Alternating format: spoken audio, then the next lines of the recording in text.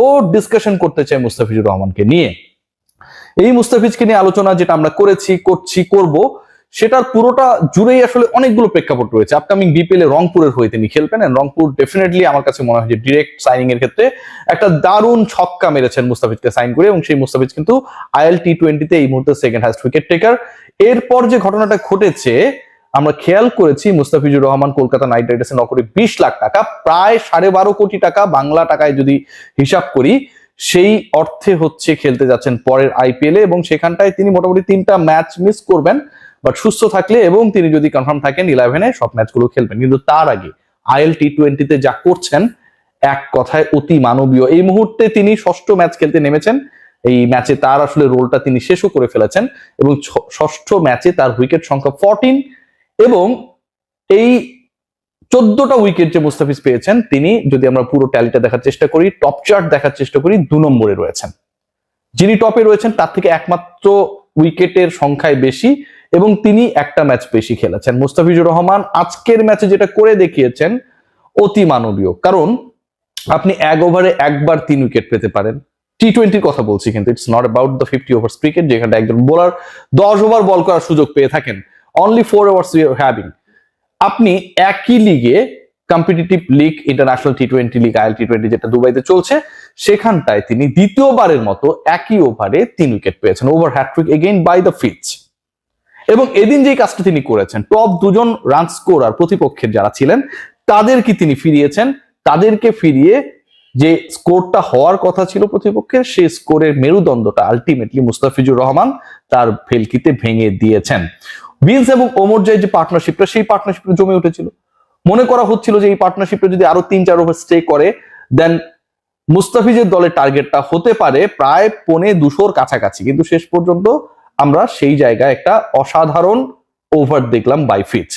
প্রথমে তিনি ভিন্সকে আউট করেছেন, দুজনকে ফেরানোর যে কাজটা তিনি করতে গেলেন, সেই কাজে মুস্তাফিজুর রহমানের ভিন্সকে যে আউট করলেন, যে এজটা হয়েছে সেটা তিনি টের পান নাই, আম্পায়ার এবং কিপার টের পেয়েছে, ফিচ টের পাননি। আপনারা যদি ওই আইএল টি20 পেজে গিয়ে দেখেন তাহলে অনেকটা সেই ব্যাপারটা লাগবে যে এত বড় এজ কিন্তু মুস্তা কেন টের পেলেন না, মুস্তাফিজও টের পাননি। নিজের বল নিয়েই মুস্তাফিজ নিজে কতটা ক্যারিশমেটিক যে নিজেও টের পান না আসলে কতটা জাদু করেন।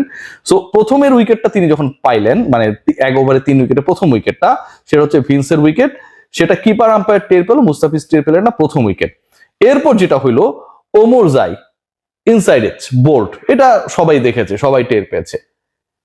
এই 2টা উইকেট পাবার পরে এবং এই 2টা উইকেট লাভ করার পরে যখন মনে করা হচ্ছিল যে আলটিমেটলি আরেকটা উইকেট যদি পায় মুস্তাফিজের দল, বা মুস্তাফিজ এই ওভারে যদি আরো একটা উইকেট নিয়ে নিতে পারেন, কারণ যেহেতু দুজনকে ফিরিয়েছেন তিনি সেট উইকেট, সেই জায়গায় তার দলের কাজটা খুব সহজ হয়ে যায়। সেই জায়গায় মুস্তাফিজ সাকসেসফুল। এবার তিনি ডিকসনকে বোল্ড করেছেন, এবং তিনি যে ডিকসনকে বোল্ড করলেন, ঠিক প্রথমে যে উইকেটটা তিনি পেয়েছিলেন ভিন্সের, সেই উইকেট পাবার পর যেমন টের পান নাই কিপার এবং আম্পায়ার, টের পাবার পর ফাইনালি হচ্ছে সেই আউটটা কিপারের অ্যাপিলের প্রেক্ষিতে হয়েছে।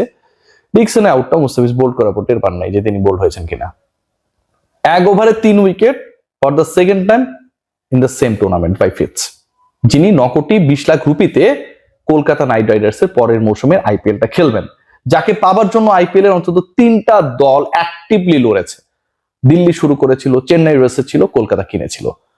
সেই ফিচ যেই ফর্মে রয়েছেন, আমার কাছে মনে হচ্ছে এগেইন এনওসি সংক্রান্ত জটিলতা যদি বাংলাদেশ ক্রিকেট বোর্ড থেকে না থাকতো, মুস্তাফিজ যদি একদমই শুরুর স্লট গুলোতে থাকতেন, মুস্তাফিজকে যখন ডাকা হয়েছিল তখন প্রায় 100 জন ক্রিকেটার তার আগে ডাক পেয়ে গেছেন, অথচ পাথি রানাকে ডাকা হয়েছিল ফার্স্ট 20-র মধ্যে। মুস্তাফিজ যদি আরেকটু আগে কল হতেন তাহলে তার প্রাইসটা 15 করোড় যে হতো, এটা নিয়ে আই ডোন্ট থিঙ্ক সো যে খুব বেশি ডাউট থাকতো। এবং একই সাথে আজকের এই পারফরমেন্সটা চোখে আঙ্গুল দিয়ে আরেকটা ব্যাপার দেখিয়ে দেয়, those people who are thinking that পাথি Rana is the confirm part of the 11 of Kolkata Knight Riders, যদি পাথি রানা অ্যাবসেন্ট থাকেন, ইনজুর্ড থাকেন, আউট অফ ফর্ম থাকেন, then Mustafiz will be picked there to be the part of the 11, definitely not. Chennai Super Kings তারা তাদের যেই IPL মিশনে মুস্তাফিজকে দলভুক্ত করেছিল 2023-এর কথা বলছি, প্রথম ম্যাচেই Mustafizur Rahman man of the match ছিল। রয়্যাল চ্যালেঞ্জার্স ব্যাঙ্গালুরুর বিপক্ষে চেন্নাইয়ের সেই পারফরম্যান্সটা এখনো আমাদেরকে চোখে আঙুল দিয়ে দেখিয়ে দেয়। প্রত্যেকটা ম্যাচ খেলেছিলেন, শেষ যখন করেছিলেন 9 ম্যাচে 14 wicket, and he was the highest wicket taker শেষ পর্যন্ত, যতদিন পর্যন্ত তিনি খেলছিলেন, চলে আসার আগ পর্যন্ত। সো কলকাতা নাইট রাইডার্সের একদমই চোখ বন্ধ করে অপশন হচ্ছে যে আমরা পাতিরানাকেই খেলাবো, মুস্তাফিজকে আমরা বিকল্প হিসেবে খেলাবো, এই চিন্তাটা আমার কাছে মনে হয় অনেকটাই অমূলক। According to the performance in IL, according to the performance throughout the year, according to performance last IPL, Mustafizur Rahman আমার মনে হয় যে দারুণ ফর্মে রয়েছেন, এবং কলকাতা নাইট রাইডার্স ডেফিনেটলি শুরু থেকেই মুস্তাফিজকে তাদের 11-এ রাখবে, খেলাবে, এটা তাদের প্রয়োজনে তারা করবে। What about Rishad Hossain? Hobart হ্যারিকেন্সের হয়ে খেলছেন রিশাদ, এবং রিশাদের এই মুহূর্তে অবস্থান অস্ট্রেলিয়ায়। হোবার্ট এমন একটা জায়গা, মানে চরম ঠান্ডা, ভয়াবহ ঠান্ডা। আমি হোবার্টে গিয়েছিলাম যখন 2022-এ টি20 ওয়ার্ল্ড কাপ কভার করতে গেলাম। সো ওই সময়টায় আসলে হোবার্টের ওয়েদারটা এত বেশি বাজে ছিল, এবং হিমশীতল একটা ওয়েদার। অস্ট্রেলিয়ার সবচেয়ে মানে কি বলবো মিস্টিরিয়াস ওয়েদার, সবচেয়ে সূর্য কম দেখা যায়, সবচেয়ে বেশি ঠান্ডা, বৃষ্টি পড়ে। Hobart is that part. Ricky Ponting এর হোবার্ট হ্যারিকেন্সে রিশাদ হোসেন যেভাবে খেলছেন, মুস্তাফিজ উইকেট নিচ্ছেন, রিশাদ হোসেন রান আটকাচ্ছেন।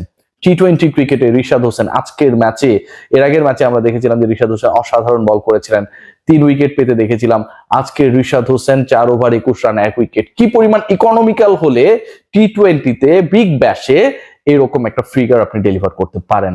সো বাংলাদেশের দুজন ক্রিকেটার রাইট নাও মানে আলো ছড়াচ্ছেন তাদের পারফরমেন্স দিয়ে, একজন মুস্তাফিজুর রহমান, একজন রিশাদ হোসেন, একজন লেগি আর একজন বাহাতি পেসার। তবে তাসকিন আহমেদকে ভুললেও চলবে না, তিনিও কিন্তু আইএল টি20তে তার লাস্ট ম্যাচে 3 উইকেট ক্র্যাক করেছিলেন, যদিও তার দল মুস্তাফিজের দলের বিপক্ষে খুব একটা ভালো করতে পারেনি। সবাই ভালো থাকবেন, টেক গ্রেট কেয়ার। ডিসকাশন নিয়ে নিশ্চয়ই আবারও হাজির হবো আপনাদের সামনে। মাঝখানে একটু ব্রেক নিয়েছিলাম, শরীর ভালো ছিল না, সেই কারণে টেক গ্রেট কেয়ার।